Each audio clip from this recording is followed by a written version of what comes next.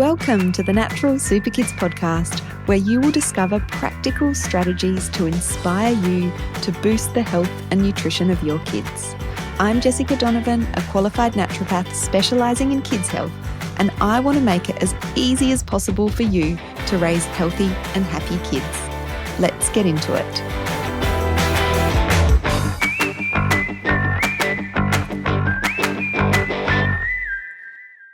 Hello. Welcome back to the Natural Super Kids podcast. Jessica Donovan here. And today we're talking about sleep. I have a special guest joining me, Sam Holt from Sleep With Kip, which is a brilliant initiative helping families to sleep better through storybooks. So we're going to be talking about this, and this work has been developed or is based on the work of the Murdoch Children's Research Institute.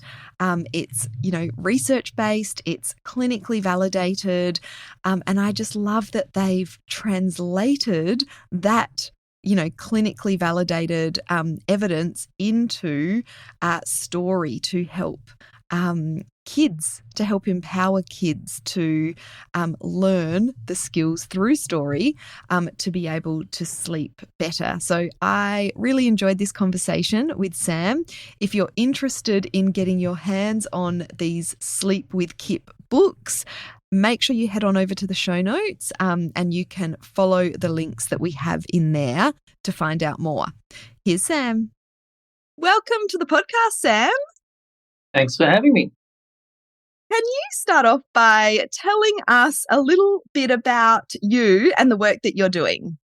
Sure. So my background is in digital health, and I started my journey in healthcare about 20 years ago when I founded my first digital healthcare company, which was a mobile skin cancer screening service. And we used teledermatology. So we had doctors out in the field performing skin checks, and then we would send all of the images that we took on the day and the doctor's notes to a panel of dermatologists who would provide a specialist second opinion. And then over the years, I've set up telehealth companies for people like Medibank Private and startups of my own. And about 5 or 6 years ago, I started doing some work with the Murdoch Children's Research Institute, which is an organisation I have a lot of passion for. They do incredible work, and helping them look at what research they had that had applicability in the digital health space. And so I look after a few different projects for them, one around food allergies, which is called Allergy Pal, and then this sleep project, Sleep With Kip. Cool. Okay. I didn't realize you did the allergy work as well. We do, we see quite a few kids with allergies here at Natural Super Kids. So that might need to be another conversation though. Yeah. Allergy Pal's a great app. You can download it. We're just about to release a new version of it, a new and improved version. It's been in the market for around 4 years, and it helps parents who have children with moderate to severe food allergies better manage their disease. Amazing. I will definitely check that out. So today we're focusing on sleep, and we do see a lot of sleep issues here at Natural Super Kids in, infants, babies, kids, teenagers. Can you tell us how prevalent sleep issues are with Aussie kids, and what are the most common issues? Sure. So let's just to be clear, I'm not a clinician. The really smart people who are the clinicians, like Professor Harriet Hiscock, who's the brains behind Sleep With Kip, they are all the people who do the research and obviously provide the clinical work at the Royal Children's Hospital in Melbourne. So Sleep With Kip specifically focuses on children between the age of 3 to 8. And it specifically focuses on what we call behavioural sleep problems. So there are children in that age bracket who have physical sleep problems. So that can be things with adenoids, etc., tonsils that are prohibiting them from breathing properly, and so they wake in the night. But we focus on behavioural sleep problems. Behavioural sleep problems can be categorised as issues getting your child to sleep, then waking in the evening and not being able to self-settle, or waking early in the morning. And our research shows that at any given point in time, 35% of families are experiencing a behavioural sleep problem with a child between the ages of 3 and 8. Our research also shows that over the journey, just about every child at some point does have some kind of behavioural sleep problem that often can be easily rectified. And the genesis of this project was lots of people were spending a long time on a wait list to get into the Royal Children's Hospital. They were being referred there from a general practitioner for behavioural sleep problems. But the sleep clinic is set up for physical sleep problems. And so they were being taken away from the clinic. So, sorry, you waited a year and a half, but we don't work on behavioural sleep problems. So Professor Hiscock developed what we call a sleep screener, and then a series of strategies which are all evidence-based and have been clinically validated to help people be able to resolve those behavioural sleep problems in the home, which most oftentimes they can. Yes, such a great initiative because I get that. They wait all this time to get into a specialist and then, we can't really help you with these kind of behavioural sleep issues. So it's waking early, it's trouble getting to sleep at night, and then it's also waking through the night and then not being able to kind of get back to sleep yourself. They're the kind of most common issues that you're experiencing or seeing? Yeah, that's correct. And as I say, 35% of parents at any given point in time are experiencing one of those problems. But talk to any parent, you've got a couple of kids. I'm sure you can recall when your little ones were, say, between 3 and 5, you put them to bed and they would get up and out of bed 5 or 6. Or lots of parents, particularly with their first child, I think that's quite common, where your child won't go to sleep and so you end up sleeping or going to sleep with them or lying with them till they fall asleep. So you're solving a problem but creating a bigger one. Kids waking up at 5 o'clock in the morning. And again, we try to solve problems. So the first few times you do it, what do? You actually reward them for that behaviour by giving them their iPad to play on. And that just actually perpetuates the problem. So the next time they wake up at 1 o'clock in the morning, well, guess what they want to do? They want to play on their iPad. And similarly, around kids, once they get a little bit older, as they sort of hit the end of that band towards 8 and 9, we know that anxiety and some of those types of issues start to creep into their lives. And so it's how do we help them with relaxation techniques to be able to calm themselves down, stop the worries, and be able to put themselves to sleep without mum or dad in the room. Yeah, so it's empowering them with the skills that they need, which I love. So in conjunction with the Murdoch Children's Research Institute, you've recently launched, as you said, the Sleep With Kip range of storybooks. So what are these and how did they come about? Yep, so the genesis really goes back to Harriet feeling bad about having to turn people away from the sleep clinic at the Royal Children's Hospital. And also because the strategies that are, or the books are based on strategies that are evidence-based and have been clinically validated in a number of randomised clinical control trials, where we saw the potential was to be able to take the work that we were doing at the Murdoch Children's and at the Royal Children's Hospital, but to be able to scale it and to be able to make it available to any parent, not just those people who were referred into the Murdoch Children's Research Institute. So again, what we wanted to do was to come up with a way to be able to take it to the world and help the people who are experiencing these sleep problems. But what we learned along the journey was these books aren't just great at being a reactive resource. They're a fabulous proactive resource. So by reading them to your children, you can actually teach your kids positive sleep behavioural skills, which will last them for a lifetime. So our claim to fame, or what we try to do, our big fat hairy goal, if you will, is to teach Australian kids how to sleep. And who does that? They don't learn it at school. No one teaches you how to sleep. No, so we that's right. Fabulous initiative. Yes, I love that. And that preventative approach. So, these books aren't only for people that are having those issues with sleep, but they're just some good books to have around the place and to be reading with your kids. Yeah, so that they can learn how to sleep. That's right. And what we did was, again, in the clinic back, many years ago, there was a sleep screener, and that sleep screener would then prescribe parents a sleep strategy. And there were 18 sleep strategies. So in the clinic, they would give you a PDF. That PDF would give you a little bit of background information on what the problem is and how to resolve it.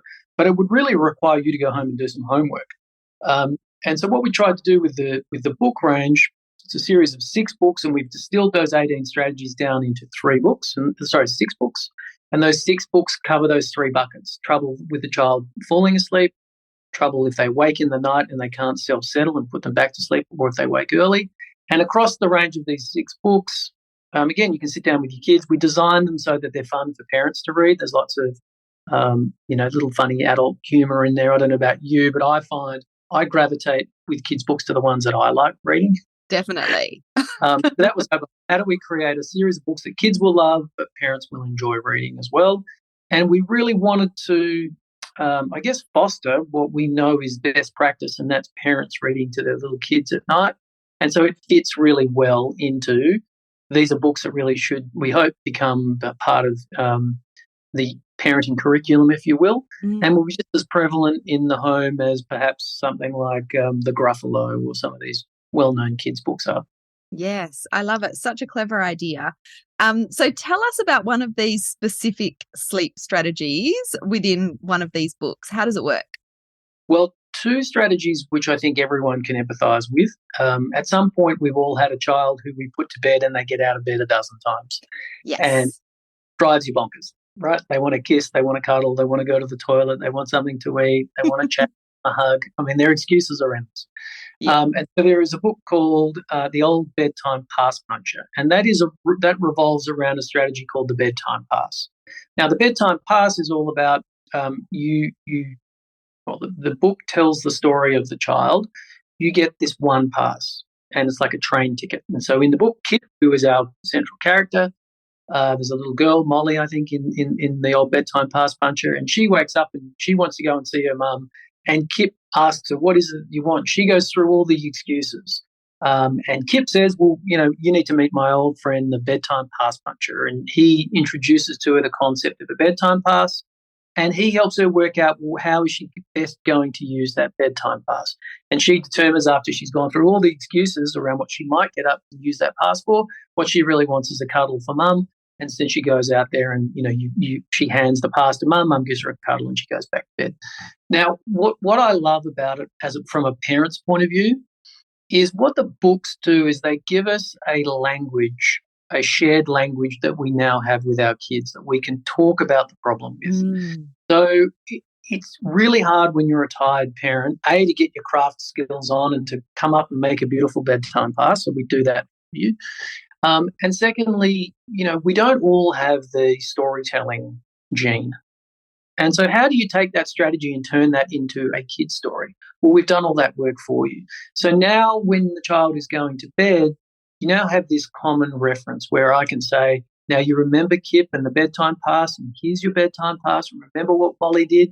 So think about how you want to use it. Do you need to do a wee? Do you want to hug? You can use it once. And then the child comes out, they'll give you the pass. They get what they want within reason, and then they get back to bed. And that strategy is not only evidence based, but has been clinically validated to work when done well.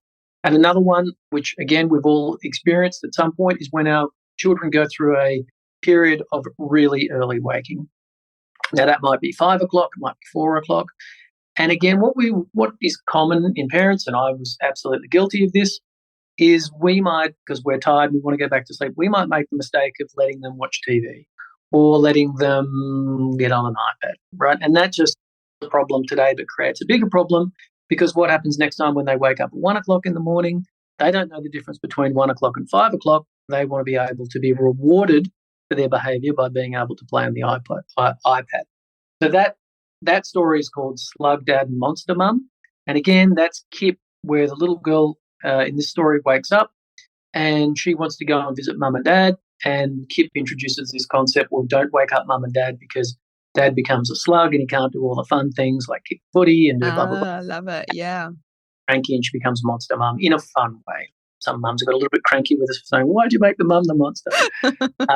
But look, they're supposed to be, lighthearted and entertaining, and, we've done our best to be as inclusive as we can, and we hope everyone takes them for what they're meant to be, and that's a fun way to teach our kids how to sleep. Yeah, such a clever idea. I think I'd rather be a monster than a slug anyway. I read the Monster Mum. The Monster Mum's the fun one, in my opinion. But anyway. Yeah. Oh, just so clever. That pass idea is brilliant. My daughter, she's now 12 and has just got that to that point where she doesn't need us to put her to bed anymore, but she was always that one coming out again and again and again with all the excuses in the world. I wish I had that little strategy when she was littler. Yeah, and for parents who have children who might have some learning or behavioural problems, I'm not sure exactly how you term it, ADHD and autism. What's the correct term? on the spectrum. ADHD or kids on the spectrum, those neurodevelopmental kind of conditions. That's right. So these, we've also done clinical trials around kids who have those conditions, and these strategies have also been proven to work for them as well. And, we know that kids with ADHD who are on the spectrum, they have their own specific challenges when it comes to sleep. And so some of these books address it. And an example of that would be we have a book called The Beach in the Bedroom. And A Beach in the Bedroom is, again, it's about a little boy, Shamik, and he's tossing and turning in bed because he's feeling anxious and nervous.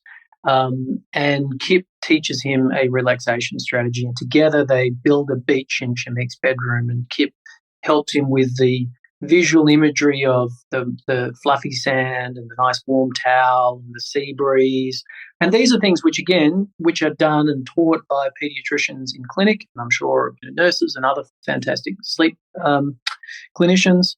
It's a common strategy, but again, it's like, how as a parent, we're not skilled in those. And even if someone said, well, sit down and tell your kid a story about being on a beach, we're not storytellers. So we engage with this fantastic advertising agency, and their whole creative team became involved in coming up with these stories.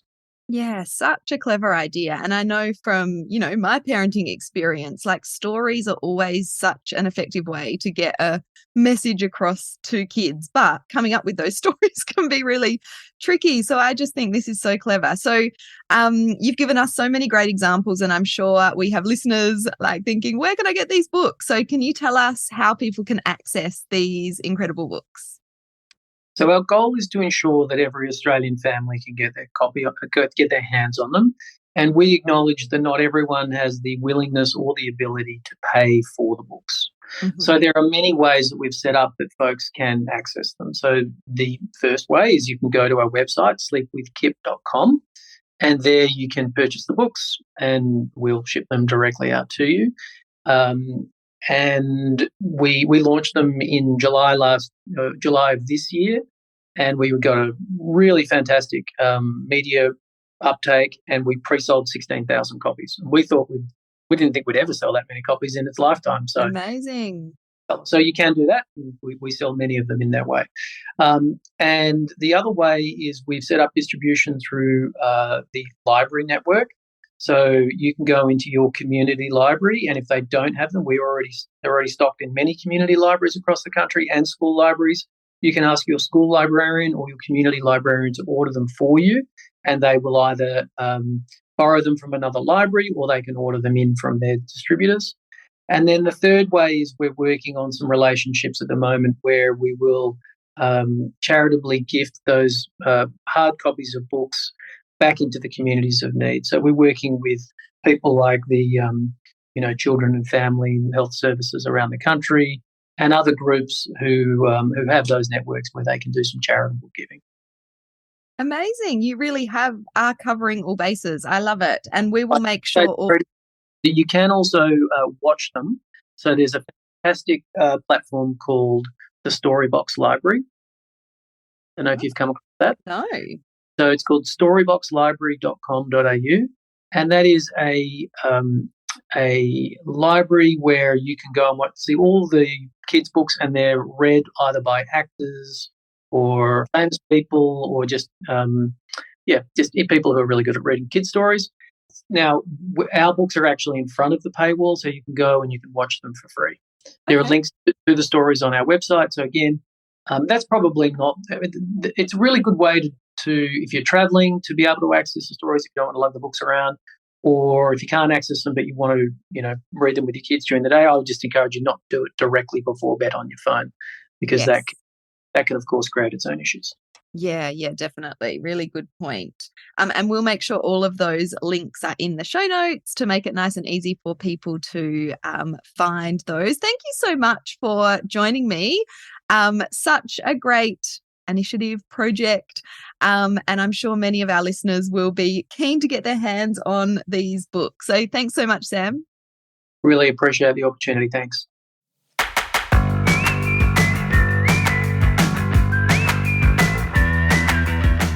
Thank you so much for joining me on the podcast today.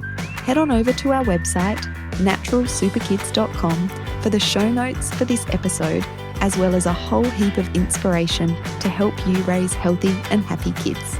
I'll see you next week.